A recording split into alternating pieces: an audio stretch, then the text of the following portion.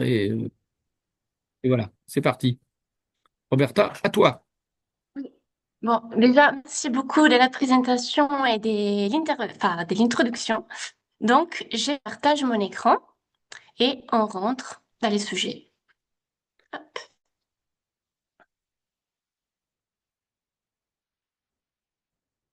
voilà. Je pense que vous voyez tous à plein écran ma présentation, n'est-ce pas? J'espère. Bon, très bien. Déjà, merci. Effectivement, aujourd'hui, l'objectif je voudrais vous partager, c'est de montrer cette liaison entre paysage et énergie tout le long du temps, mais aussi voir qu'est-ce qui se passe maintenant. Enfin, comment cette relation paysage-énergie, qui ça n'a rien d'évident, c'est quand même, enfin, ça existe depuis très longtemps, mais c'est quand même quelque chose qu'on commence à mettre en avant assez récemment a façonné toujours nos paysages et comment ces relations se développent aujourd'hui, comment elle est mise en place, notamment, comme je disais, Jean-Pierre, moi je travaille entre la France et les Pays-Bas. Donc, du coup, mettre ces deux éléments à l'avance dans ces deux pays. Donc, je sais qu'il y a eu déjà, je l'ai bien vu, un webinaire sur le changement climatique, mais du coup, je voulais juste remettre un peu en contexte la présentation d'aujourd'hui, parce que là, on parle des paysages, énergie, et dans un contexte des transitions énergétiques et écologiques. Donc, changement climatique, je rentre pas dans les détails, mais sur ces deux éléments pour le limiter, donc atténuation et adaptation. Et aujourd'hui, la présentation sera principalement dans la partie des atténuations. Comment, à travers cette liaison entre paysage et énergie, comment on peut essayer d'atténuer les changements climatiques, en sachant qu'il n'y a rien d'évident, parce qu'à niveau même quantitatif, c'est très très difficile, l'atténuation à être compris sur les longues périodes, qu'est-ce qu'on peut faire. Donc, juste pour rentrer encore un peu dans les détails, transition écologique, socio-écologique, parce que j'aime bien aussi cette composante sociale. Il y a quand même un composant humain dans laquelle il faut bien mettre en avant notre propre responsabilité et façon de faire.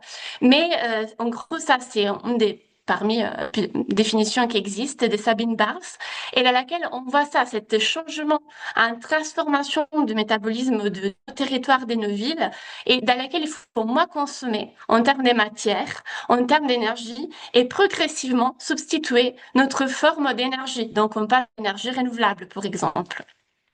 Et c'est ça que je trouve important dans cette définition, qu'il y a cette liaison entre la biosphère et la société, question un peu aussi les rôles du paysage. On va voir. Donc, toujours là, c'est vrai, on va parler des énergies renouvelables et paysages, mais il y a d'autres aspects. En fait, quand on parle des transitions énergétiques, il y a même trois axes principaux. Une, c'est la sobriété énergétique. Il faut réduire les consommations énergétiques. Efficacité, qui c'est quand même, ça reste toujours un peu débattu, mais quand même, elle est importante.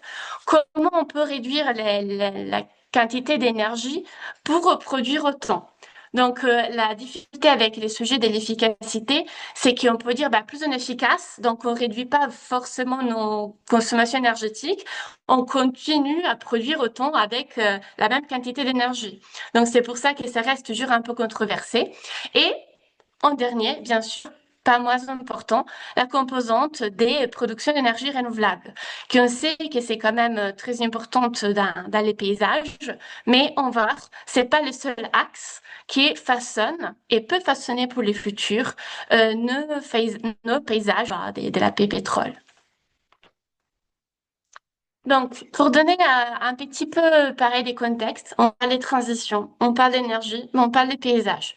Donc, pour poser un peu les bases, je ne sais pas si vous êtes tous familiers avec notamment ces notions, mais là, si on suit la Convention européenne du paysage, que c'est quand même enfin, une des grandes références, c'est cette partie du territoire comme perçue par les populations dont les caractères résultent de l'action des facteurs naturels et humains et de leur interrelation.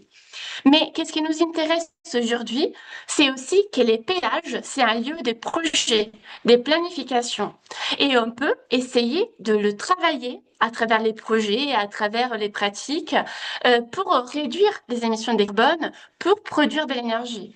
Et la chose qui est, je trouve, importante dans cette définition, c'est que les paysages à composantes, bien sûr matérielles, hein, donc on a une composante physique construite par l'homme et ou la nature, mais aussi une composante immatérielle. Donc la perception, mais aussi les cadres réglementaires qui viennent avec. Par exemple, un paysage qu'on considère beau, peut-être patrimoine de l'UNESCO, ben, à un certain moment, il va être réglementé par la planification, on ne pourra pas construire, on pourra faire certaines choses. Donc vous voyez, paysage matériel, immatériel, il y a toujours au final une relation que ça détermine et ça transforme dans un loop. Et qu'est-ce que ça nous intéresse aussi aujourd'hui, c'est toujours cette question du projet, de planification. Comment aussi on peut relier ces deux composantes, matérielles et immatérielles, bah, de façon qu'elles soient conscientisées, qu'elles soient réfléchies et pas seulement subies ou de facto un peu aléatoires. Transition, énergie, paysage. Bon, donc voilà, on arrive un peu au sujet. Les paysages, vous voyez bien dans mon titre, les paysages des énergies. Parce qu'il n'y a pas un paysage de l'énergie, mais il y a plusieurs énergies. On a déjà parlé, production, énergie renouvelable, plusieurs technologies, mais aussi la sobriété. Et là, vous voyez, je vous ai mis un petit tableau enfin, dans lequel on voit déjà de la littérature scientifique qu'il y a beaucoup de façons de parler de ces paysages et de l'énergie. On peut voir Wind Energy Landscape, donc plutôt sur la question éolienne. Donc c'est plutôt ça qui s'est mis en avant. D'autres, vous voyez, il met en avant la neutralité carbone. D'autres, au sens général, la production d'énergie renouvelable, etc., etc., etc. Et vous voyez aussi que dans ces énergies, il y a quand même un composant qui est toujours là, la production d'énergie renouvelable. La demande de réduction des consommations, elle est là, mais pas partout. Elle est pas toujours évidente. Ça commence à développer un peu plus récemment, parce que là, vous voyez, c'est une bibliographie quand même un peu ancienne. Là, il y a des choses qui se mettent quand même en place, mais pas encore totalement conscientisées. Il y a souvent la composante des personnes, parce que c'est des personnes, people, qui travaillent et habitent ces paysages. Et il y a une autre composante qui n'est pas sous-estimée, qui est ceci, la composante économique. Parce que bah, les paysages, ça peut être lié au tourisme, ça peut être lié à la production d'énergie renouvelable, et tout ça, ça a des retombées économiques qu'il faut souvent prendre en compte quand on parle de ces paysages de l'énergie. Mais donc, vous voyez, il n'y a pas de définition précise, enfin, il y a plusieurs définitions, aussi selon l'aspect qu'on met plus en avant. Moi, une définition personnellement que j'apprécie et que je voulais mettre un peu en avant parce que je trouve que même vis-à-vis de la présentation que je vous ai vous donnée, enfin, c'est des choses que j'essaierai un peu de mettre en avant. C'est les paysages énergétiques durables. En fait, ça vient de l'anglais, c'est Sustainable Energy Landscape, notamment développé aux Pays-Bas. Et j'aime bien de cette définition qu'on met en avant pas seulement la composante technologique, production d'énergie renouvelable, mais il y a un contexte plus global. On parle d'égalité esthétique, on parle de biodiversité, caractère écologique, alimentaire et d'autres services écosystémiques. Et c'est tout ça au final que ça fait un paysage. Donc il y a plusieurs composantes à prendre en compte pour aller vers aussi quelque chose bah, qui soit les plus souhaité possible, plus apprécié aussi par la majorité des personnes, en sachant que les paysages, ça reste quand même quelque chose des subjectifs aussi. Donc on ne pourra pas mettre tout d'accord, mais quand même, il y a plusieurs éléments qu'on peut considérer et mettre en avant. Donc, transition, énergie, paysage, c'est une relation qui en soi, c'est très ancienne. Là, je vous ai mis un peu en contexte vis-à-vis de ce qui se passe, qu'on est en train de vivre maintenant. Mais cette relation entre énergie et paysage, c'est quelque chose de très ancienne et c'est quelque chose qui a toujours existé. L'énergie a toujours façonné nos paysages, nos territoires, de façon variée. Donc, pour faire un petit excursus avec vous. En fait, là, c'est des schémas qui viennent de notre auteur italien, De Pascali, qui a développé ça. Ça fait quand même des schémas que j'ai fait, mais ça date des années 2000. Donc, c'est des sujets enfin, ils commençaient à prendre corps à partir des années-là. Ça fait quand même 25 ans. Du coup, les sujets avancent bien et c'est une bonne chose. Donc, vous voyez, on a, par exemple, les paysages de la fatigue. À l'époque, hein, les forces musculaires qui façonnaient les paysages, donc à un niveau agricole, mais aussi pour essayer de couper les arbres pour avoir du chauffage, pour avoir de l'énergie combustible. Et après, on passe aussi au paysage de l'eau et du vent. Enfin voilà, enfin, je travaille sur les Pays-Bas, c'est vrai que c'est très connu. Donc je sais pas si vous connaissez je vous mets en avant quelques photos. Ça, c'est les Kinderdijk, proche de Rotterdam notamment. On voit les moulins, et en plus, c'est des moulins qui sont pas du tout de la même époque. C'est des choses qui sont développées au fur et à mesure. Et là, c'était des moulins vraiment utilisés pour vider l'eau des polders. Donc, préserver les terres agricoles des possibles inondations et de l'eau enfin, qui est arrivé dans ces paysages sous le niveau de la mer. Vous savez, enfin, les paysages enfin, sont un pays très petit, avec un source quand même très très dense. Enfin, et du coup, ils ont toujours essayé de conquérir ces terres sous la mer. Et notamment, ils façonnaient ces types de paysages. Mais la chose aussi que je voulais mettre en avant vis-à-vis de ces paysages, c'est qu'effectivement, c'est un paysage qui maintenant, ça peut être, enfin, entre guillemets, un peu bucolique, euh, avec de verre. On peut imaginer qu'il y a des réflexions de biodiversité derrière. Mais en soi, c'est un paysage de la technique. À l'époque, c'était un paysage totalement façonné par l'homme, de l'ingénierie, mais même très, très poussé. Donc, et maintenant, il est patrimoine mondial de l'UNESCO. Donc, avec un changement aussi lié à, enfin, même un sens des beautés, un sens de préservation de certaines pratiques anciennes qui a évolué. Donc, même la composante des paysages, des énergies, il y a cette évolution. Quelque chose de technique, très utile, mais maintenant, ça devient quelque chose à préserver avec un regard, avec des touristes qui vont à regarder. Alors que, bah, à l'époque, c'est sûr, c'était pas perçu de la même manière. Autre chose, enfin, c'est vrai qu'on parle de l'époque dans laquelle il y avait l'utilisation des forêts, mais souvent on oublie. Et là, il y a notamment un chercheur qui a travaillé sur ça de façon très intéressante, Jean-Baptiste Fresso, qui met en avant comment au Moyen Âge, par exemple, on avait bah, les forêts en France, notamment de l'Aveyron, par exemple, mais aussi d'autres forêts, et étaient en train de disparaître. Il y avait une telle consommation et nécessité hein, du bois pour s'échauffer, pour l'énergie, aussi bien sûr pour les constructions, que bah, les forêts étaient en train de disparaître et il y avait du coup à un certain moment dû mettre des freins à cet déboisement. Là, c'est plutôt un image qui montre un coupe des arbres pour faire en route, mais on voit aussi les liaisons avec la ville. Donc, c'est du bois qui n'allait pas du tout être perdu, allait être réutilisé. Donc, vous voyez, même à l'époque, quand même, dans lesquelles on a toujours un peu cette idée de paysage ancien, plus beau, plus naturel, mais en réalité, il y avait des composantes que maintenant on dirait écologiques, très importantes, dans lesquelles bah, les arbres, il faisait un certain moment essayer de les préserver pour pas se finir sans ressources, avec des changements de paysage quand même très, très importants. On passe à notre époque. Là, enfin, bien sûr, je vous fais une simplification, mais je pense que ça rend bien l'idée. On arrive à la découverte du charbon. Donc, c'est plutôt par rapport à la deuxième révolution industrielle. Hein. Enfin, c'est parti de l'Angleterre, première et deuxième. Et du coup, effectivement, c'est les paysages du charbon. C'est cette nouvelle source énergétique qui vient un peu bouleverser tout ce qui s'est passé avant. Parce que bon, il faisait l'extraire. Bon, déjà, c'était polluant, mais bon, bah, il faisait l'extraire. Et ça a permis aussi, à travers par exemple, la locomotive, de déplacer très facilement euh, tous ces sources les charbons, donc cette source énergétique. Et ça a changé beaucoup aussi les visages des villes.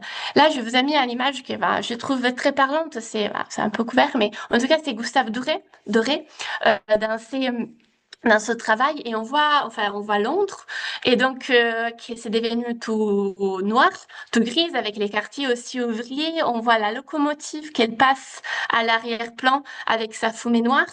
Donc quand même, c'était un paysage urbain qui vis-à-vis de ce changement des sources énergétiques allait changer. Déjà, il y a beaucoup plus de monde qui arrive en ville, les villes s'agrandissent. Parce qu'avec enfin, les industries qu'elle s'est développée grâce aussi à cette nouvelle source de charbon, qui en plus, ben, on sait bien, c'était assez polluante en créant aussi des problèmes sanitaires. Mais il y a aussi des images quand même qui, je trouve, sont beaucoup plus poétiques quand on les regarde comme ça. Ça, c'est Turner. Enfin, on est toujours en Angleterre, enfin, comme représentation. Là, on est vers Newcastle, donc c'est Shields, et les fleuves Tyne. Et là, on voit à droite, ça se voit pas beaucoup, mais en fait, c'est des personnes qui sont en train de débarquer du charbon pour le amener sur cet grand bateau pour après pouvoir le déplacer partout en Angleterre. Donc vous voyez en ça cette image, enfin moi je la trouve assez poétique. On a la lune, on a la lumière, mais en soi c'est un paysage qui est façonné fortement par ces nouvelles sources énergétiques qui enfin, amènent les personnes à travailler la nuit, dans lesquelles on voit quand même une petite source de feu là au milieu, un brasier qui est probablement ça marche au charbon. Donc voilà, un paysage. Enfin, vous voyez, on a quand même un peu les deux côtés, mais toujours d'un paysage énergétique. Et on n'oublie pas, bah, quand même, on est en France. Et c'est vrai qu'il y a une autre chose qui sont les terrils de nord de la France, notre part décalé. Et c'est fait pareil. Maintenant, c'est encore eux, son patrimoine mondial de l'UNESCO. Donc, il y a un regard qui a changé parce que ben, en gros, c'est les déchets qui venaient Diese des mines de Bergehalden, travail, überhaupt die ganze mais qui maintenant sont protégés. Donc, Steinkohleindustrie ça aussi, le dort wurde paysage des natürlich personnes qui habitent zu einem sont aussi un landschaftsprägenden critère Faktor, à protéger zu et einem à mettre en avant. identitätsprägenden Donc, vous voyez, Faktor. paysage énergétique vient de loin. Et de Sie sehen certains also, arrivent jusqu'à non, der mais avec un Begriff changement qui les Energielandschaft garde quand même kommt von identitaires, voire ganz weit esthétiques, früher. très importants. Mais on finit pas là, parce que c'est vrai que Aber auch dans hier le bin passé, ich noch nicht l'extraction, mais fertig aussi mit la meinen vitesse. Beispielen, Enfin, là, denn je sais Kohleförderung que findet ja justement, noch je heute travaille avec statt. l'Allemagne. Moi, j'ai déjà pas vu ces mines d'illinite en vrai, mais j'ai trouvé ces images et c'est vrai que ben, dans le nord de l'Allemagne, notamment, il y a encore des endroits où on extrait cette lignite. Et donc là, en deux images que j'ai pris du travail de Martine Pasqualetti, dans lesquelles ben, on voit un village qui était là, et la mine, elle avance, et ben, le village ben, est obligé de se déplacer, même, j'imagine pour des questions sanitaires. Donc, c'est pas des paysages enfin, qu'on voit tous les jours, mais c'est des paysages qui, même en Europe, dans certains endroits, existe encore, avec sûrement des problématiques, mais aussi avec un aspect économique derrière important qu'on ne peut pas mettre des côtés pour les lieux. Paysage de charbon, on arrive à l'électricité. Donc là aussi, c'est encore un énorme changement parce que cette fois, c'est encore plus facile avec les câbles électriques qui arrivent. Les déplacements de l'électricité est très facile. Très rapide et du coup ça permet encore plus une délocalisation entre production énergétique et consommation énergétique. Il y a plusieurs exemples. Là, je vous ai dit, je suis italienne, mais je sais qu'il y a aussi en France, mais notamment l'énergie hydroélectrique. Là, c'est juste deux types de centrales dans le nord de l'Italie, dans les Alpes. Et là, on voit que pareil, c'est devenu aussi des lieux, c'est les années 50, mais c'est devenu des lieux maintenant patrimoniaux. Notamment, il y avait des architectes qui s'appellent par exemple Portalucci, qui étaient missionnés pour faire cette centrale hydroélectrique. Donc, ils étaient faites vraiment avec des objectifs même esthétiques et architecturaux importants. En plus du changement, on met les barrages pour permettre ce type enfin, des retombées d'eau, et du coup des changements quand même assez importants dans les paysages, mais dans les années 50, il y avait cette réflexion aussi un peu esthétique du bâtiment. Bien sûr, il y a la question aussi de nucléaire. Je vous ai mis cette photo parce que je la trouve assez rigolo. Parce que, enfin, bah, on voit l'équipement hein, de la centrale nucléaire et on voit des personnes qui se font un baignade à côté parce que l'eau est chaude. L'eau est chaude et du coup, bah, les personnes, bah, à l'époque, hein, se rapprochaient. L'eau était plus chaude, ils pouvaient se baigner grâce aussi à la centrale. Donc, il y a aussi cette relation, en quelque sorte, qui ça se crée de façon un peu, enfin, peut-être pas très inattendue vis-à-vis de ces paysages qui se restent très industriels, mais effectivement amènent un composante, bah, l'eau est chaude, on aime bien se baigner, donc on y va. Donc vous voyez, même les regards des personnes vis-à-vis de ces infrastructures, vis-à-vis aussi des possibles, entre guillemets, bénéfices accessoires qu'on peut avoir, ben, c'est assez, ça peut être assez intéressant. Mais c'est pas tout arrêté jusqu'à là.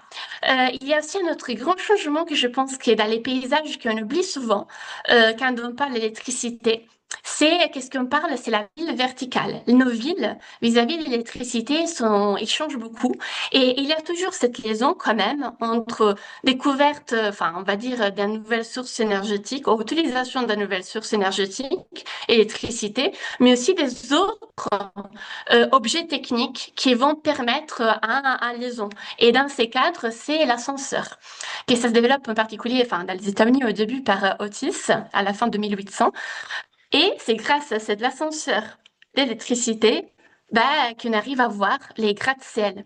En fait, si vous voyez, par exemple, si on voit l'exemple de Paris, à l'époque d'Haussmann, mais même avant, les plans nobles, c'était les rez-de-chaussée au premier étage. Parce que justement, sinon, il y avait beaucoup d'escaliers à faire. Les chambres des bonnes, elles étaient tous à la dernière étage.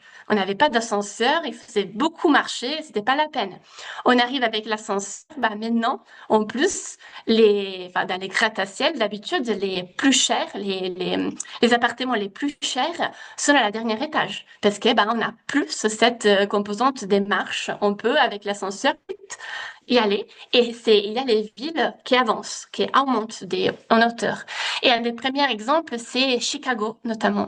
On l'appelle avec des architectes aussi l'école de Chicago. Et ce sont les premiers enfin, il met en avant ce type de gratte-ciel qui maintenant ils font un peu rire parce qu'ils sont très petits, mais pour à l'époque, il était très grand. Maintenant, on a des choses qui font même peut faire 4 fois l'auteur de ces types de bâtiments. Mais du coup, la ville monte en vertical et les paysages urbains. Parce que souvent, on parle de grands paysages, paysages agricoles, mais les paysages urbains aussi, c'est quelque chose qui est très lié à l'utilisation des sources énergétiques.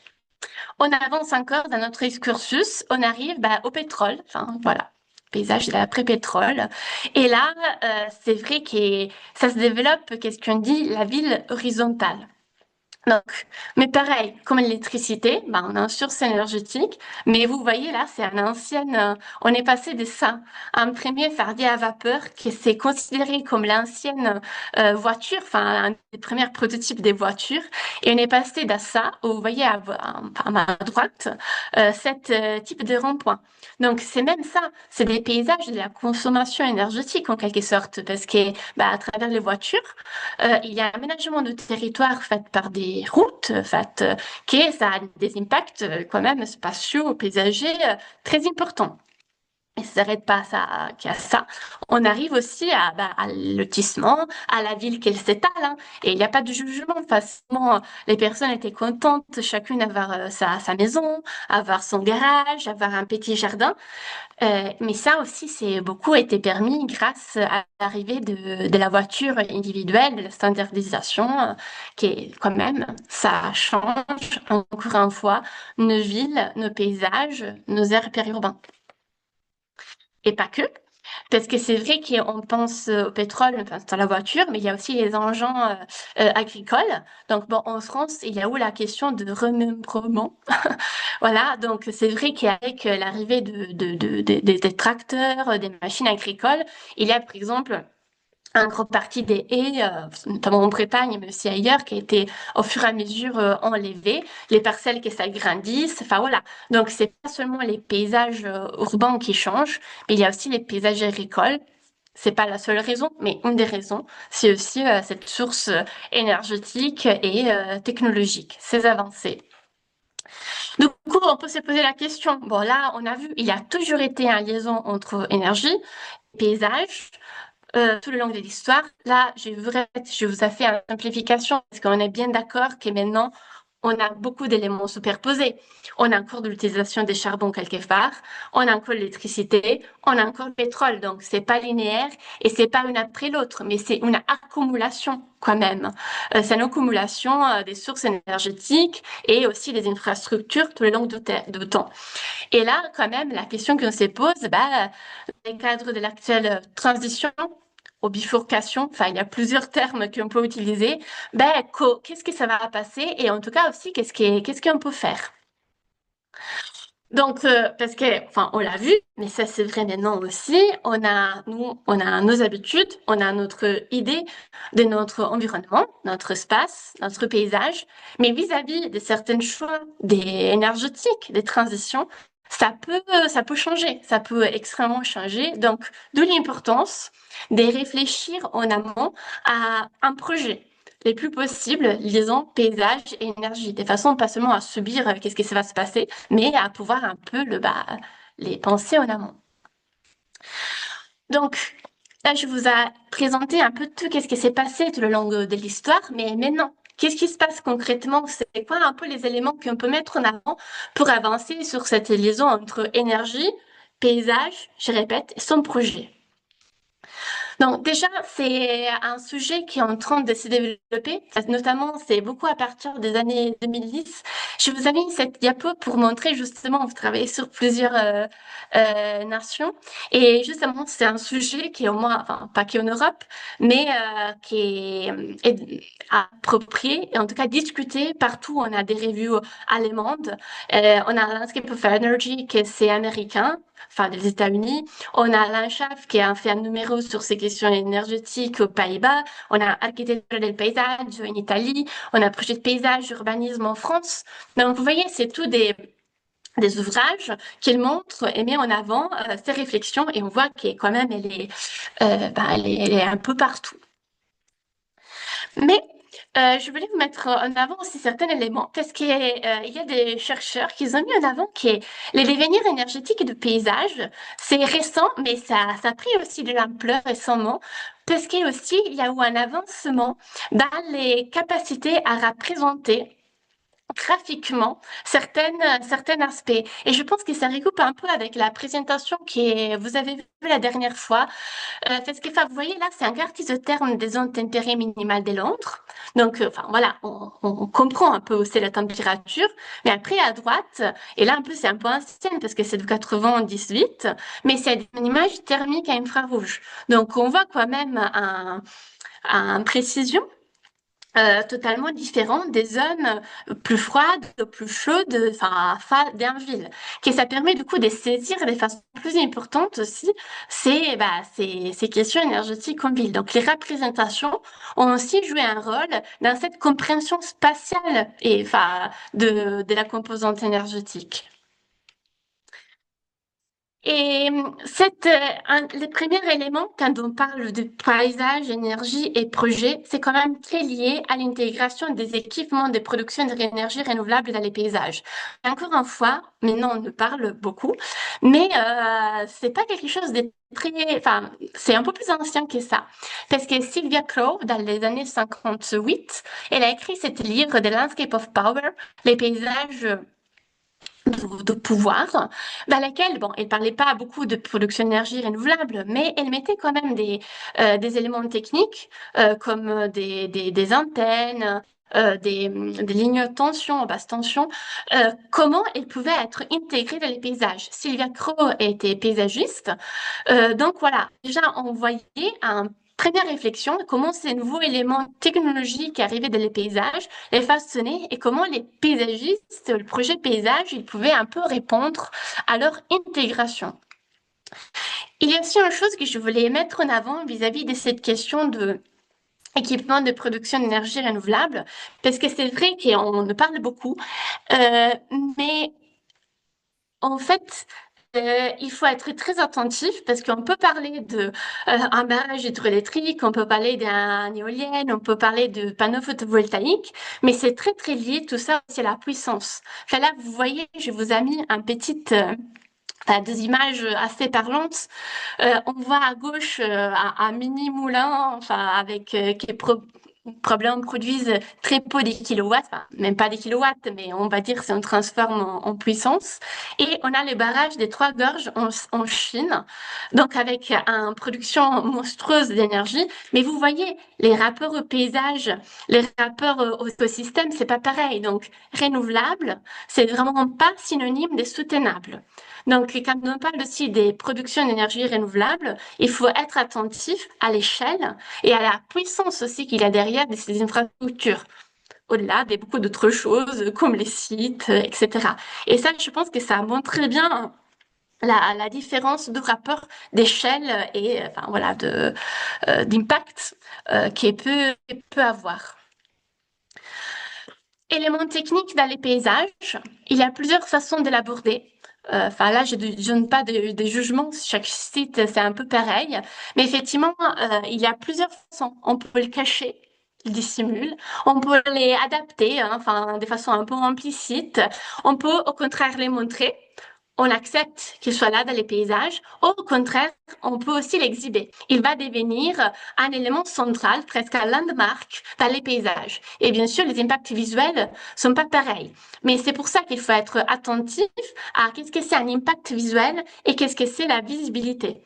Parce que on peut, on peut avoir un objet avec un impact visuel très fort, mais bien intégré, ou avec une petite visibilité et vice-versa. Donc, c'est pas quelque chose de tout des synonymes. Ça dépend beaucoup de projet.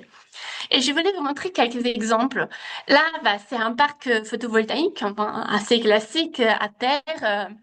Mais déjà, vous voyez, il est tout, enfin, il est dissimulé avec ces arbres tout autour, enfin, qui les cachent un peu. Mais après, quand je me suis éloignée, c'est la même photo. Mais vous voyez qu'en fait, là, on a un petit point de vue dans laquelle, en fait, c'est parc Agoré Overflake. C'était un parc pilote qui a été bien réfléchi par la communauté de communes, enfin, par la commune, avec la communauté de communes, avec des acteurs locaux. Et ils voulaient le faire comme un objet euh, pour les personnes, pour aller le voir, pour aller le comprendre. Donc, vous voyez, ils ont mis des panneaux photovoltaïques, ils ont mis des explications, ils leur ont mis la petite point de vue. Mais ils ont oublié que quand on fait ce type d'aménagement, il y a aussi une composante des entretiens. Visiblement, là, je suis allée plusieurs fois, ils coupaient pas leur haie autour. Donc, vous voyez, on peut faire un projet très bien réfléchi dans un moment, pourquoi pas, en tout cas, les plus possibles. Mais à un certain moment, si on ne pense pas sur les longs termes, sur la gestion aussi des espaces autour, tout l'objectif qu'il y avait derrière, on le perd et au final, on n'arrive pas trop à le voir. Là, c'est un autre projet. On reste toujours sur les panneaux photovoltaïques, on reste toujours un peu sur les Pays-Bas, enfin, que je connais, mais il y a sûrement d'autres projets. Ça, il des sorry, enfin, je suis désolée, je ne parle pas ni allemand ni néerlandais, donc je suis incapable de le prononcer. Mais en tout cas, là, c'était au contraire, c'était un projet dans lesquels il y avait une réflexion aussi faite avec des habitants. Il y a des bancs, il y a des espaces publics qui sont faits avec, il y a des zones de promenade pour les personnes autour de ces panneaux photovoltaïques. Donc, dans nos objectifs, double objectif, effectivement des productions, mais aussi, entre guillemets, un peu d'espace public, même si on voit qu'il y a quand même un peu des palissades pour protéger certains équipements. Mais, enfin voilà, au moins, il y a réflexion. De toute façon, c'est assez proche d'un village, donc ça permettait aussi de donner des espaces des semi-natures pour les personnes. Mais il n'y a pas que ça, il n'y a pas que les panneaux photovoltaïques, c'est bon, on oublie, mais il y a aussi la géothermie. Et là, je vous ramène en Italie, c'est la centrale géothermie à Bagnères, en Toscane. Enfin, pareil, souvent, c'est des objectifs, ça peut plaire, ça peut pas plaire, c'est assez personnel. Mais personnellement, la chose que j'apprécie de ces lieux, parce qu'il y a eu beaucoup de débats, vous savez, la Toscane, comme beaucoup d'autres lieux, à niveau protection de paysage est très stricte. Et en plus, en Italie, on a la soprintendenza, c'est un peu comme l'architecte des bâtiments en France, qui est très vigilante. à certaines implantations. Mais là, quand même, ils sont arrivés à le faire parce que la Toscane, elle est quand même très riche en géothermie souterraine, visiblement. Et enfin, avec des discussions, vous voyez, ils ont mis au final ces éléments-là en cortène, en acier cortène. Vous voyez, ils sont un peu orange. Enfin, ils n'ont pas une fonction en soi, mais l'idée, c'était de reprendre un peu la couleur des collines derrière en hiver avec enfin avec la terre qui est ça enfin ça devient un peu enfin hivernal et aussi l'été qui est quand même c'est des lieux très secs donc ça devient très rouge et très jaune rapidement. Donc l'objectif c'était pas totalement cacher l'objet technique parce que vous voyez ils auraient pu mettre des haies partout le cacher. Bah non, l'objectif c'était quand même bah, on le voit mais on essaie de reprendre des éléments du territoire qui bah, nous amène certaines intégration en quelque sorte. Et en soi, vous voyez, le village, il est quand même assez proche. Et en soi, bah, il a été accepté, il a passé les différentes étapes. En tout cas, il y a moins de réflexion. Je voulais montrer ça parce que je l'ai appris d'un livre qui vient de sortir, The Power of Landscape, de Stremke Us et Piki. Et en fait, vous voyez, ça, c'est dans les Flevoland Polder, les parcs éoliennes Irene et Vering. Et en fait, c'était un des premiers parcs éoliennes qui a été développé aux Pays-Bas. Et vous voyez, c'est des éoliennes qui sont demi-offshore, mais sont en réalité connectées à la Terre, donc ne sont pas vraiment offshore. Et au début, il y a eu beaucoup enfin, des oppositions. Mais enfin, les projets, au final, a été fait. Et maintenant, c'est devenu vraiment un lieu de promenade. Et même, vous voyez, qu'on voit des couples des mariages qui vont faire leurs photos bah, des mariages avec ces parcs derrière. C'est devenu vraiment un lieu d'appropriation et c'est vrai que bah, voilà, ça montre aussi en quelque sorte un changement de regard au fur et à mesure enfin, des années vis-à-vis de ces lieux. En fait, là, ça se voit pas beaucoup, mais il y a une belle promenade. Et ça prend toute la côte et suit ces éoliennes. Donc, là, de l'autre côté, il y a les parcs, les champs des tulipes dans certaines saisons. Donc, c'est vrai que c'est aussi assez agréable à voir. Et il y a vraiment un changement de vision. Dernière, c'est vrai qu'on oublie, mais enfin, c'est l'énergie hydroélectrique. Là, c'est plutôt un projet que j'ai vu qui se passe en Espagne. Je voulais juste montrer qu'il va, voilà, pareil, il y a beaucoup de travail parce que, enfin, voilà, c'est des impacts quand même très forts, hein, on est d'accord. Mais il y a tout un travail sur les pierres qui ont été utilisées pour mettre, enfin, pour faire la façade de cet ouvrage et de façon à, parce qu'ils avaient pu le faire en béton, enfin, en béton avec d'autres choses, mais de façon très impactante, là, bah, bien sûr, ça se voit, mais il y a eu quand même la réflexion de mettre des pierres pour essayer quand même de la contextualiser dans son lieu et en faire aussi des promenades pour les personnes du village voisin. Et effectivement, il semble assez, enfin, qu'il y a des personnes qui vont pour être proches de l'eau, pour regarder. Donc voilà, c'est des projets, on peut être d'accord, être pas d'accord, ça peut nous plaire ou pas nous plaire, mais en tout cas, il y a eu des réflexions qui ont été faites avec les communautés locales pour au moins apporter quelque chose aussi localement. Et toujours pour cette question des productions d'énergie renouvelable, il y a aussi quelquefois des affichés de façon l'art, énergie renouvelable comme art. Ça, c'est des choses encore un peu futuristes, mais pas autant. Euh, mais parce qu'en fait, ça s'appelle le Land Art Generator, c'est américain. Mais en gros, c'est chaque 2, 3 ans, ils font de l'appel à projets dans lesquels ils peuvent participer architectes, paysagistes, mais aussi des ingénieurs pour proposer un ouvrage énergétique. Mais du coup, il faut qu'il soit belle en œuvre d'art, mais aussi que ce soit possible à réaliser. Et là, je trouve toujours très intéressant ces petites que vous voyez à gauche, parce que ça se voit pas beaucoup. Effectivement, on a des panneaux photovoltaïques et on a ces pieds un peu rondes. Et là, on voit pas, mais il y a un petit souris qu'il boit. Parce qu'en fait, l'idée aussi, c'était qu'il, ces types d'équipements, il prend la, comment ça s'appelle, vous savez, il y a des lots qui ça se crée la nuit, pardon, ça m'échappe le mot en français, mais que ça peut être été reprise par ce type de cette eau que ça se crée la rouge, Rosé. bref. Oui, c'est ça, rosée, merci, désolée. La rugiada, cette rosée, qui du coup a été récoltée et du coup il y avait une réflexion aussi liée à la biodiversité, donc liée production d'énergie, façon technique, avec voilà, une réflexion plus fine avec ces petits animaux. Bon voilà, ça n'a pas été réalisé, mais j'ai trouvé en tout cas la réflexion intéressante. On a parlé d'énergie renouvelable, mais je vous le disais au début, il n'y a pas que ça. Il y a bien sûr aussi les questions de sobriété. Et pareil, la question de concevoir avec les vivants, donc du point de vue des paysages pour la sobriété, c'est quelque chose qui existe depuis un moment. Donc, on peut, par exemple, pour se protéger des vents dominants, donc garder nos maisons plus au chaud, on peut planter des arbres pour essayer de les mettre à l'abri. Au contraire, l'été, pas mettre les arbres où il y a les vents dominantes, de façon à avoir un rafraîchissement naturel. Mais ça, c'est toutes des choses on peut faire les projets et qui vont avoir un impact sur les bâtis. Là, vous voyez, par exemple, j'ai mis une image toute la question des îlots de chaleur en ville. Enfin, là, c'est une image de CNRS. C'est vrai que les grandes villes, n'est pas que, on a, en fait, ces questions des îlots de chaleur.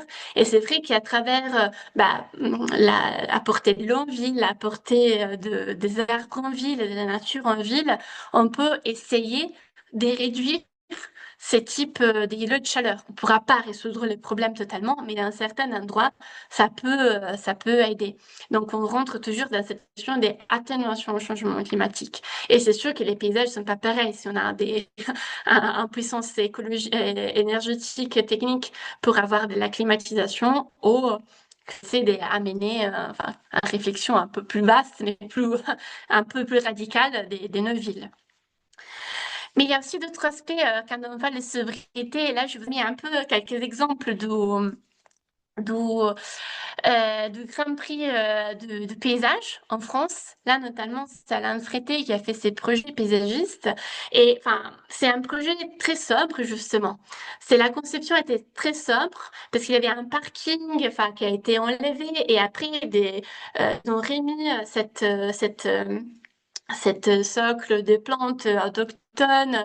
Donc voilà, il y a un écosystème qui a été recréé il va y avoir très peu, du coup, il y a très peu d'énergie pour les chantiers, enfin, en tout cas, les moins possibles, parce qu'ils n'ont pas apporté des plantes de très loin, des matériaux, ils ont été d'emblée remblés plutôt local. Donc, les transports des matériaux ils ont baissé les questions énergétiques.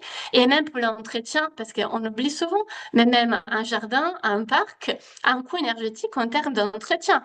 On passait à la brousseuse, qui est souvent un marche à pétrole, c'est pareil, ça ne va passer 10 fois par an ou 2 fois par an ou même jamais. Donc voilà, ça c'est tous des impacts aussi qu'on peut prendre en compte et dans ce type de projet justement, l'entretien va être très faible, de coûts avec des coûts énergétiques très faibles. Pareil, ça c'est toujours un grand prix du paysage, leur plancher. Et là, c'est plutôt le choix des matériaux qui a été assez intelligente, je trouve. Donc des matériaux plutôt locaux. Donc on n'a pris pas de corten qui vient de l'autre côté du monde, mais on essaie de garder des, de bois local, des pierres qui récupérées proches. Du coup, avec effectivement cette réduction importante dans les chantiers d'énergie pour les transports des matériaux et même pour l'énergie grise matériaux. On va voir. Pareil, autre projet Grand Prix du paysage, cette fois c'est l'agence Foléa-Gautier. Vous voyez, on parle aussi des mobilités là, c'est vrai que je n'en ai pas beaucoup parlé aujourd'hui, mais cet exemple, je pense qu'il est très parlant. Là, vous voyez, il devait être ça la réunion, il devait y être un grand échange énorme, vous voyez, avec deux ronds-points, enfin voilà. Et c'est vrai qu'avec les travails avec les paysagistes, ils sont arrivés à quelque chose de beaucoup plus sobre, même en termes fonciers, en bas et même en termes énergétiques, parce qu'on répète, ça c'est quand même des paysages de la consommation énergétique, nos routes. Donc même les faire de façon sobre, qui prend moins de place, c'est une façon de consommer moins d'énergie. Donc vous voyez, on a un tout petit rond-point et beaucoup plus de place a été laissée pour des espaces des promenades, des espaces avec des plantes, et du coup, en créant un vrai lisière entre la ville de Saint-Paul et l'arrière de l'île. Ça, je passe. Donc, vous voyez, et il y a aussi autre chose quand on pense la forme de la ville. On l'a vu un peu tout à l'heure avec les paysages de pétrole, mais c'est vrai quand on pense à la ville compacte, en ville plus étalée, bah, c'est pas les mêmes consommations d'énergie. Et là, c'est vrai qu'il y a des personnes plutôt urbanistes qui ont travaillé depuis longtemps. Là, c'est Susan Owens. On est toujours en Angleterre.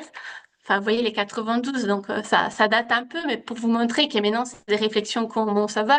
Un ville compact, il a sûrement d'autres problèmes, mais au niveau consommation énergétique, c'est beaucoup mieux qu'un ville étalé où on doit prendre la voiture, où les villes, où les maisons ont besoin d'être plus isolées, ils ont plus de consommation énergétique.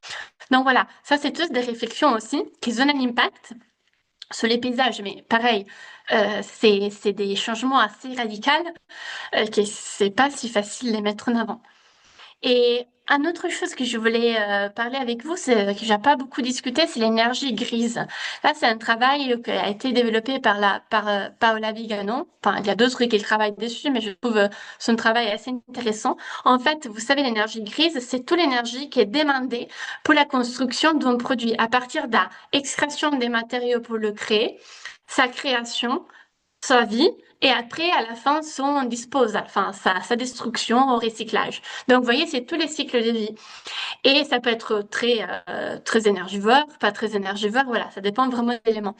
Et dans ce type de Vigano, dans son travail énergie recyclage, elle pense les territoires et la ville, du coup, comme un processus d'énergie grise. Du coup, elle renverse, elle le met à l'échelle territoriale. Donc, vous voyez, elle regarde là, notamment ces paris. On a enfin, une utilisation des sols différentes dans laquelle, vous voyez, on peut mettre comment on peut récupérer de l'énergie, par exemple, sur des déchets organiques, dans les tissus urbains diffus. On peut avoir des lieux plus liés à la forêt. On a de l'énergie de la biomasse. Enfin, donc, chaque lieu a un ressource qui peut être utilisée. Et en même temps, vous voyez, il y a aussi une énergie grise utilisée pour sa création. Donc voilà, mais c'est elle les met à l'échelle territoriale. Je n'aurai pas le temps de rentrer dans les détails, mais tout est accessible en ligne. Donc voilà. Euh, Qu'est-ce que je vais essayer de vous montrer à travers cet excursus des projets, c'est qu'effectivement les projets de paysage a comme objectif l'amélioration du cadre de vie, enfin, dans lequel on se sent la majorité des personnes bien. Du coup, vous voyez l'énergie avec ses composantes, sobriété, efficacité, production d'énergie renouvelable, qui transforme les paysages dans ses composantes physiques, socioculturelles, écologiques. Mais les paysages soi-même arrive à définir certains choix énergétiques, des sobriétés, des productions énergétiques. Et quand on a cette liaison des projets, enfin voilà, donc à cette liaison consciente qu'on peut enfin, faire quelque chose, peut plus moins le subir et plus le projeter. En réalité, je vois que j'ai pris presque tout mon temps pour la première partie. Il y a une deuxième partie un peu sur la France et les Pays-Bas. Je ne sais pas si j'ai le temps d'être pour 5 minutes rapidement. Si? Voilà, parce que là, c'est vrai que c'est un excursus, mais je voulais vous montrer un peu tous les panels d'éléments qu'on va voir, mais très rapidement, peut-être on regardera pas tout, mais je voudrais vous montrer qu'est-ce qui se passe un peu en termes de ces projets des paysages en France, notamment. Je pense qu'on n'aura pas le temps de regarder les Pays-Bas. Mais donc, voilà. Déjà, Si, mais France-Pays-Bas. ça serait dommage. Faut y aller. Oui, je vais, rapide. Donc, vous voyez, France et Pays-Bas, ils ont quand même, là, c'est juste pour vous montrer, ils ont tous des importations très, très importantes des gaz et du pétrole. En France, il y a beaucoup aussi les nucléaires, mais les Pays-Bas, ils sont encore plus dépendants du pétrole. Vous voyez, c'est les grands, grands morceaux là, avec un enfin, une production aussi locale d'énergie renouvelable. Mais ça reste pas encore comparable avec les importations. Euh, Quand on parle des paysages, énergie, même à niveau des politiques publiques, c'est vrai que c'est toujours un peu compliqué parce que bon, en France, à l'époque, on avait ces ministères qui ont changé souvent des noms, mais on avait le ministère de la Transition écologique et solidaire, par exemple en 2015. Mais le même ministère, qui s'occupait des transitions énergétiques et des paysages, avait lancé deux appels à projets totalement déconnectés. Une qui s'appelait des territoires énergie positive pour la croissance verte, donc donner de l'argent pour des projet énergétique local, hein, que c'était très bien. Et après, il avait un appel plein de paysages, enfin, très bien aussi, mais aucune connexion était établie. Donc, c'est pas parce que c'est plein ministère que forcément les liaisons sont faites. Là, la chose, un peu, ça se complique un peu parce que bon, j'espère que j'ai bien mis les bons noms de ministère parce qu'il y a des changements souvent en ces moments. Et donc, vous voyez, il y a en plus deux ministères, enfin, en particulier les ministères qui s'occupent des paysages, maintenant, c'est celui de la transition écologique. Mais c'est vrai qu'il y a aussi les ministères de l'aménagement du territoire et de la décentralisation, qui a quand même un impact, une réflexion sur ça, parce qu'il y a des impacts sur l'aménagement du territoire.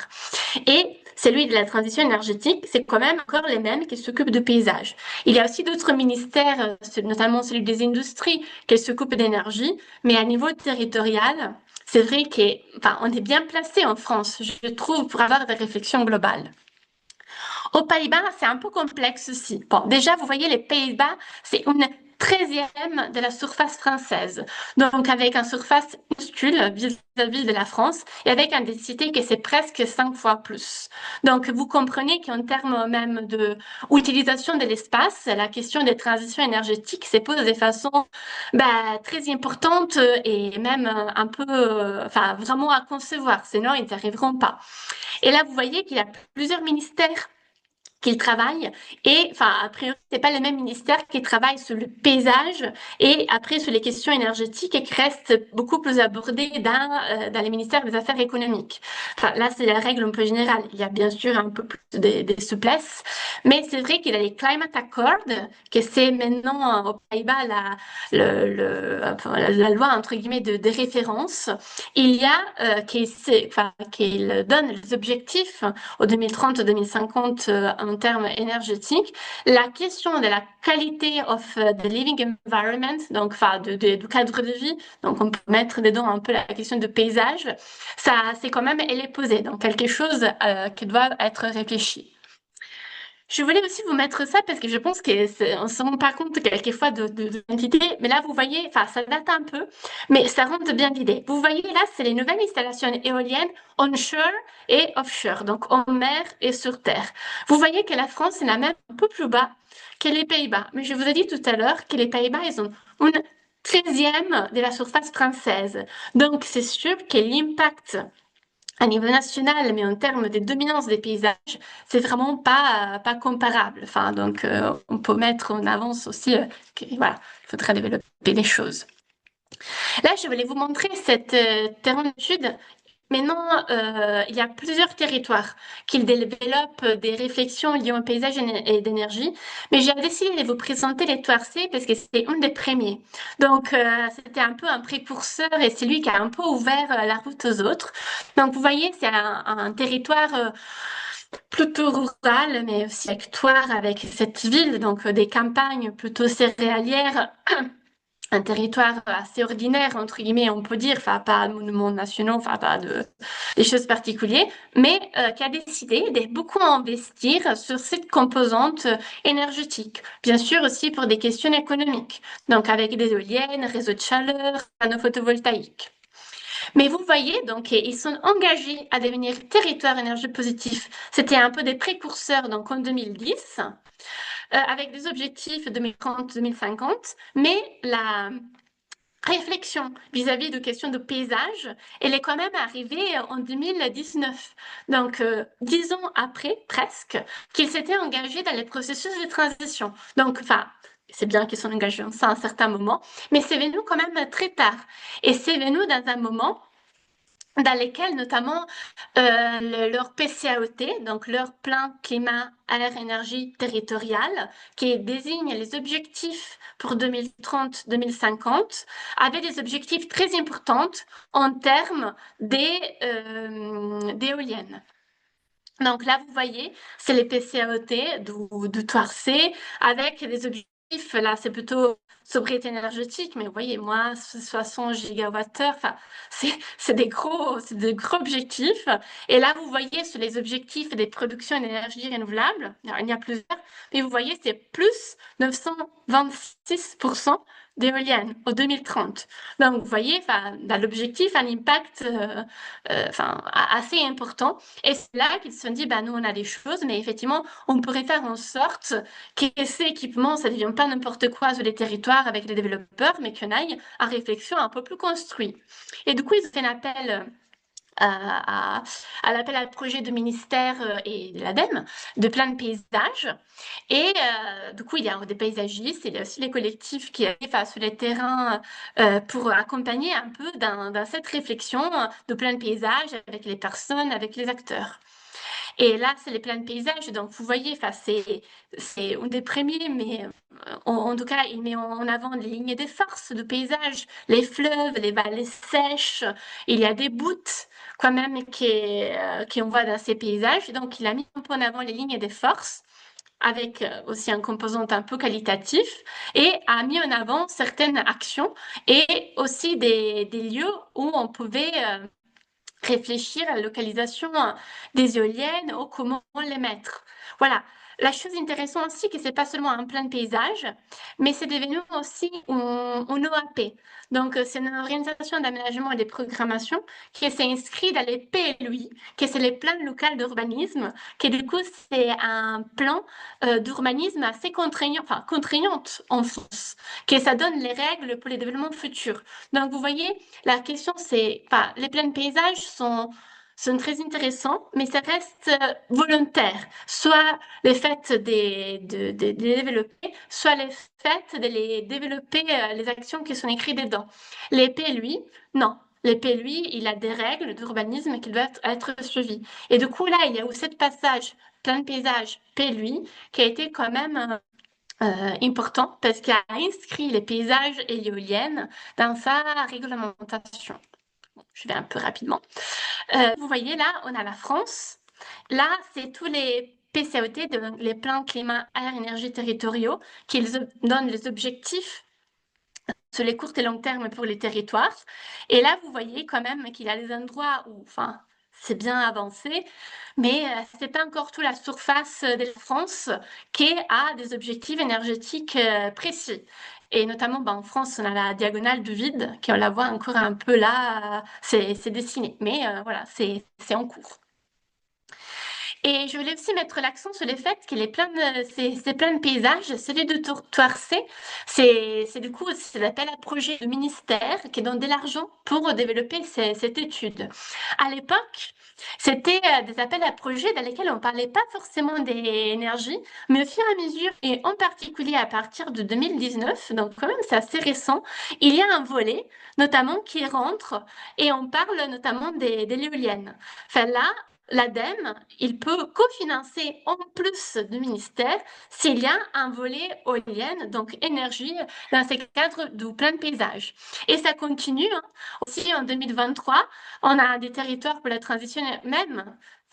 Ça va au-delà de l'éolienne, mais il va y avoir un aide financier de l'ADEME, ces structures publiques sur les questions énergétiques français, pour des plans de paysage qu'ils peuvent introduire des questions de transition énergétique et écologique. Donc, on monte un peu en puissance et aussi un intérêt pour ces questions liées au paysage énergie. Donc, mais ça fait partie des années 2020-2019, donc voilà, c'est récent.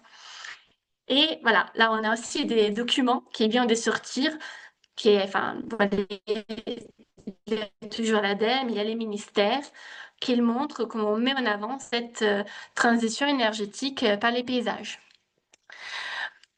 Mais voilà, c'est encore en cours.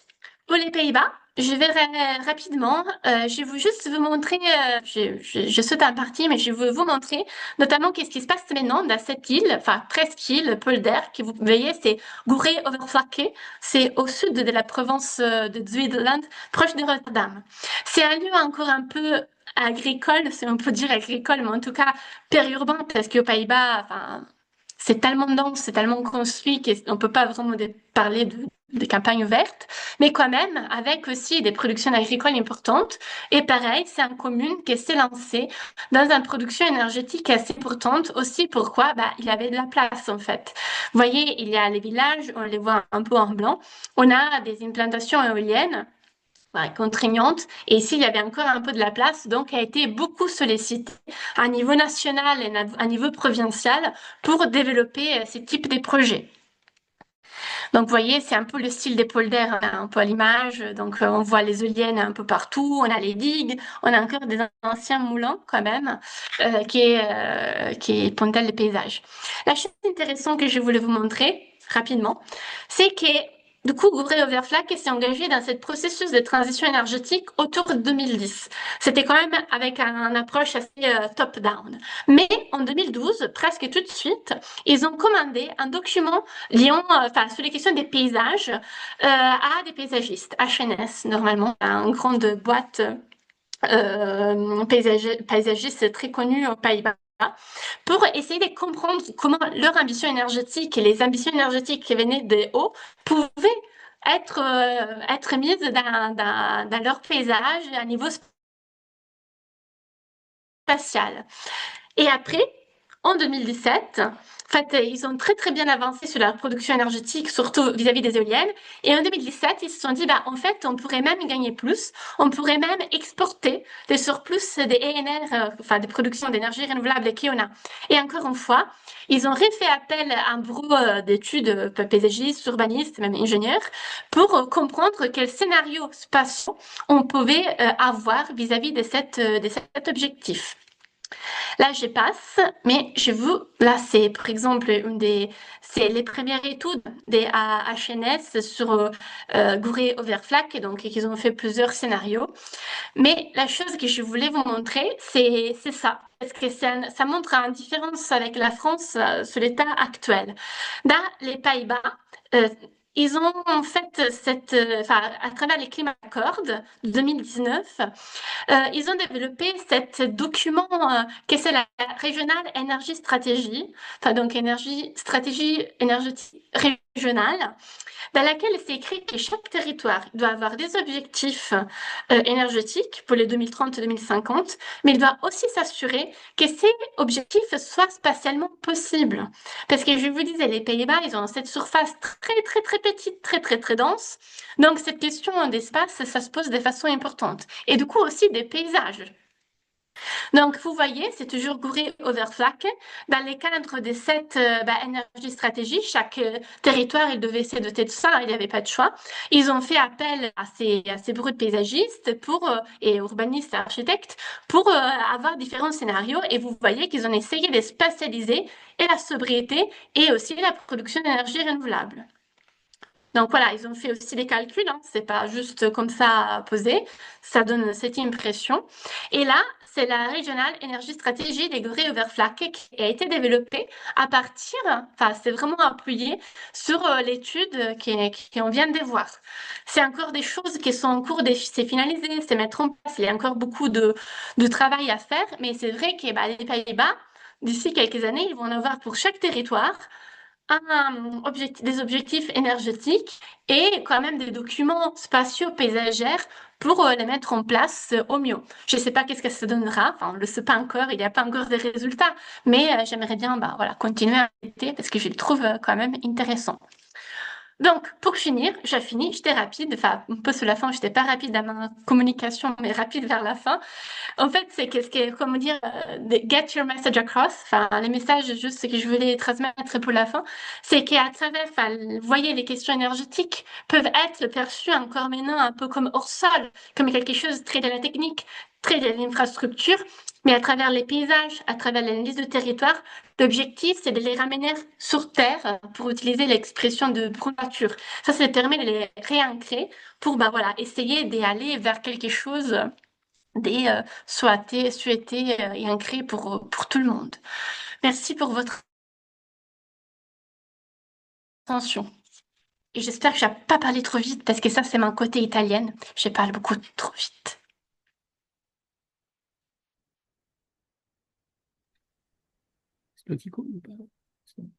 Merci beaucoup, Roberta. C'était super intéressant et même sur la fin, c'était passionnant, même si tu as passé quelques slides.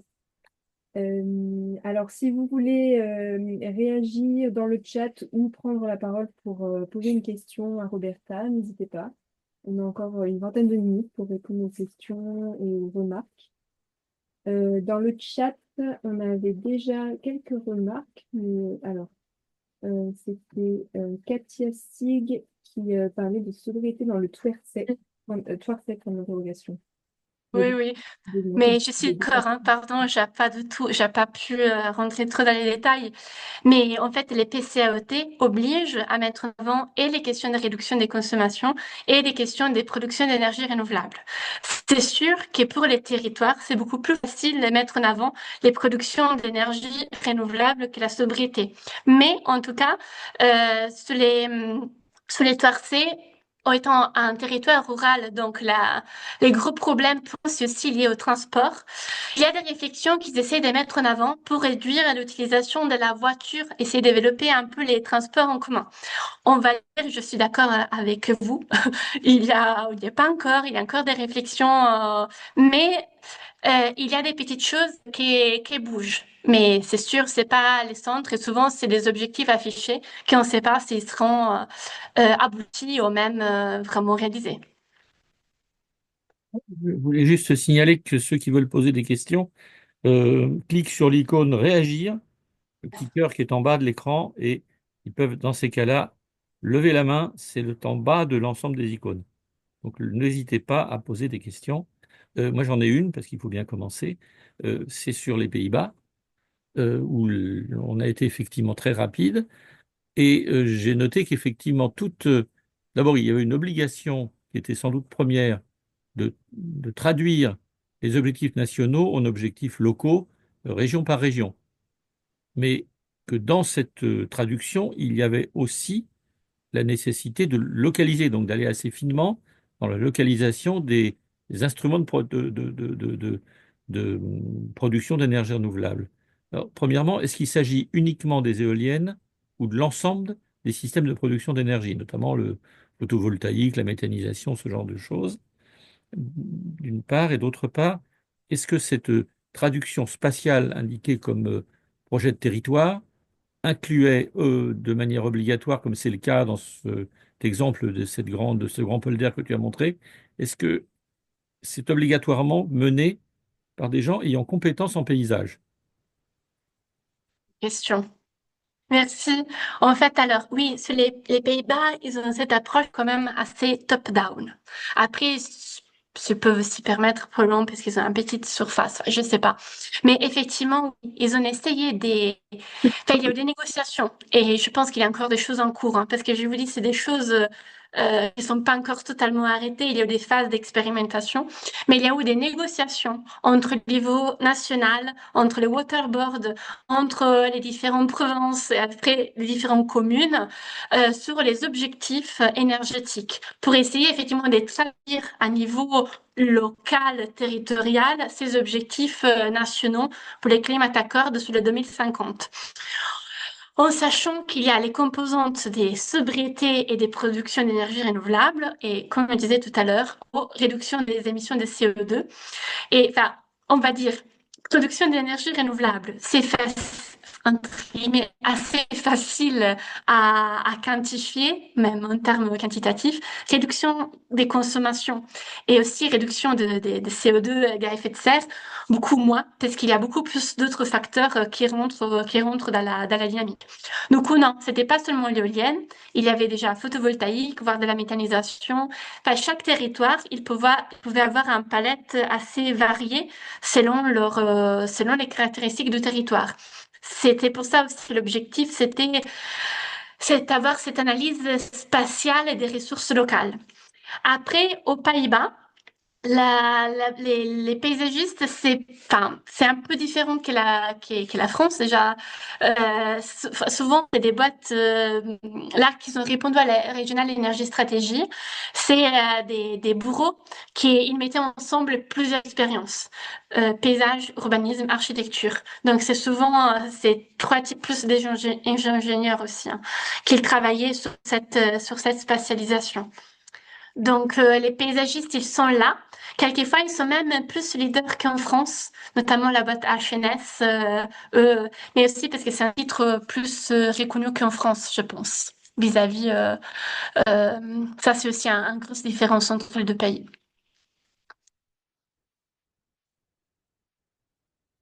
Donc, Pardon. il y a une Oui. question qui est posée. On- Alors, on a la question, avez-vous des éléments de réflexion sur les projets de méthaniseurs de production de biogaz à la croisée de l'agriculture, des déchets et de l'industrie? Non, c'est une bonne question, mais en fait, j'ai pas des questions actuelles. Mais je vais commencer bientôt un projet de recherche qui s'appelle Agrélie. Donc, que ça, c'est financé par l'appel à projet ITCOP, donc l'OFB et l'ADEME, dans lequel je vais explorer entre la France, enfin pas moi, mais avec aussi des collègues, d'autres collègues, on va explorer cette question de méthanisation, du coup, liaison entre paysage, agriculture, technologie, en France et aux Pays-Bas, sur ces questions de méthanisation et aussi d'agrivoltaïsme. Donc, pour l'instant, j'ai pas beaucoup d'éléments, mais je vais en avoir. J'espère faudra quelques années. Ok, merci beaucoup. On a une autre question de Karine Herbin. Comment évaluez-vous un paysage socio-énergétique durable? Vaste Je, je- question. la question de l'évaluation, c'est un gros sujet en fait. Je n'ai pas de réponse. Quand on parle d'évaluation, on parle d'indicateurs. Et moi, quand je vois tous les travaux qui ont été faits, plus on met des indicateurs, plus au final on fait des choix. Donc pour moi, la question des évaluations, enfin, je sais pas, on peut mettre certains sujets sûrement, mais ça devient rapidement un peu artificiel. J'ai j'ai pas de réponse précise sur ça. Ok. On revient au cas du Touartet, pardon, où Denis Mirali nous demande quel est le nombre de mâts envisagé pour la production électrique éolienne qui augmenterait de 900 et quelques pourcents. Et l'interaction Je sais pas. éventuelle avec Ouais, d'autres parcs euh, éoliens. je sais pas, parce qu'en fait, ça dépend du type d'éolienne qu'ils vont choisir. Enfin, il y a des éoliennes qui peuvent avoir un mégawatt, d'autres 3, 4 mégawatts. Donc, ça va dépendre du parc éolien et du développeur. Là, j'ai pas de réponse. Ça va dépendre justement de la puissance qui sera choisie. J'imagine qu'ils vont essayer de mettre gros et moins, mais c'est pas toujours le cas, hein. Ça dépend vraiment des lieux. Mais c'est un choix un peu cornélien. Soit on a des méga éoliennes, de très gros engins, très hauts, qui doivent être très loin, mais il n'y en a pas beaucoup, ou il y en a moins. Soit on en a des plus petites, mais qui sont plus nombreuses. Donc c'est vraiment Ouais. Il y au choix du avait aussi la territoire et question. de plus absorber. Ouais, il y avait aussi la question en réalité d'aller forcer certaines éoliennes que ça devenait un peu obsolète ou qu'elles produisaient pas beaucoup.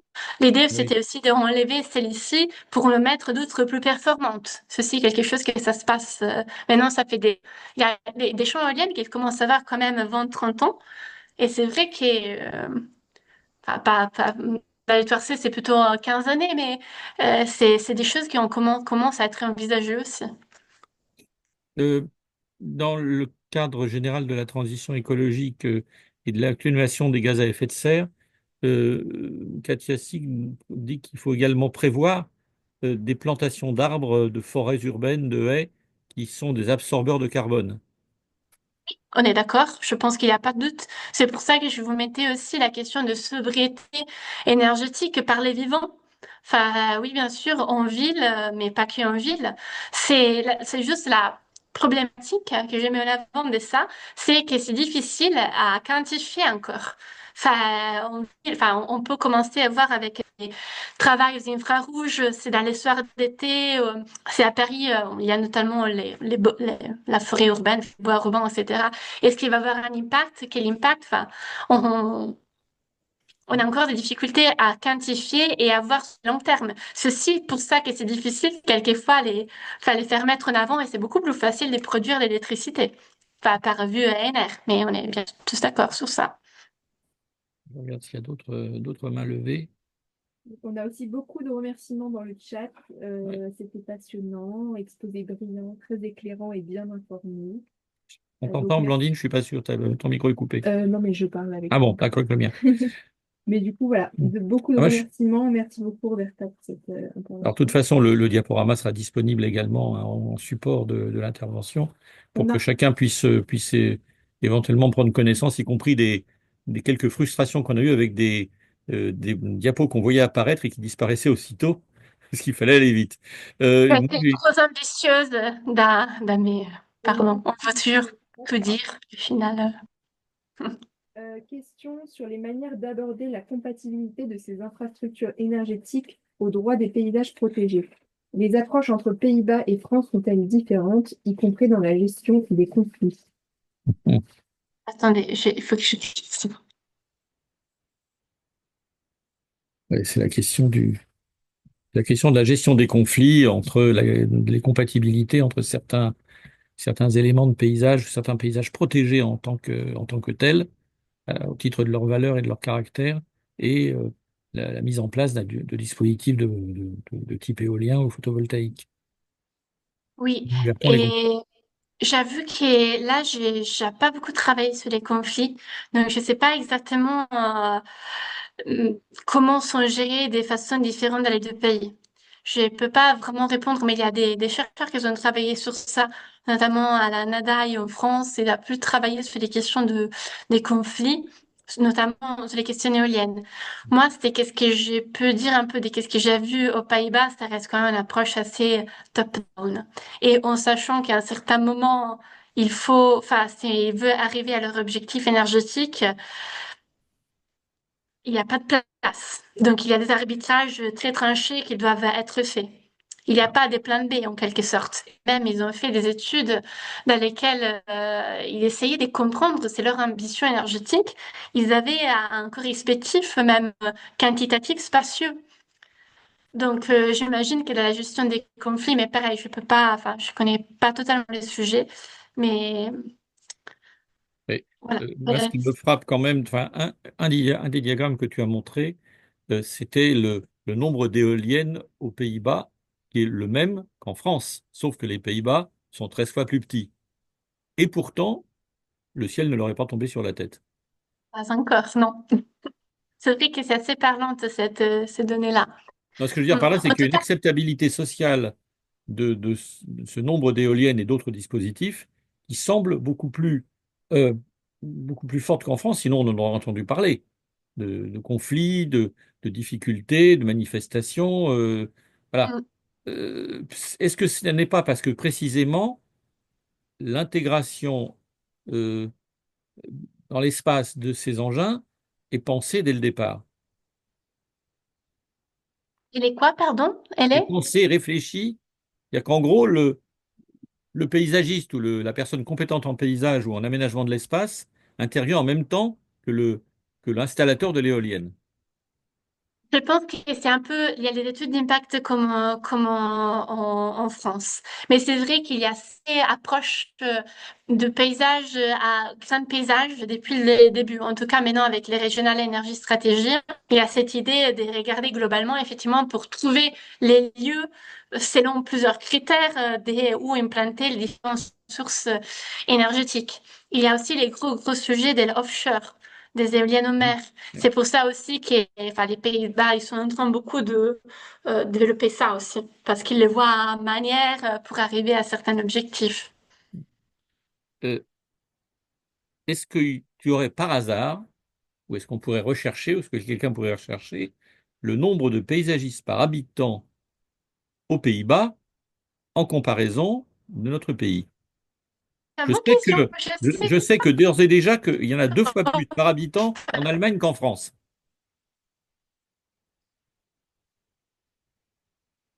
pas l'exercice. Je vais faire l'exercice. Si, si, bonne idée. Est-ce qu'il y a encore des questions ou est-ce qu'on s'arrête là? J'ai l'impression Euh, que c'est bon. oui, il se fait tard. Et il y a peut-être des personnes qui n'ont pas encore mangé. Donc, Ben, merci beaucoup, voilà. Roberta, pour ton intervention. Merci aux interprètes qui ont traduit cette conférence en allemand.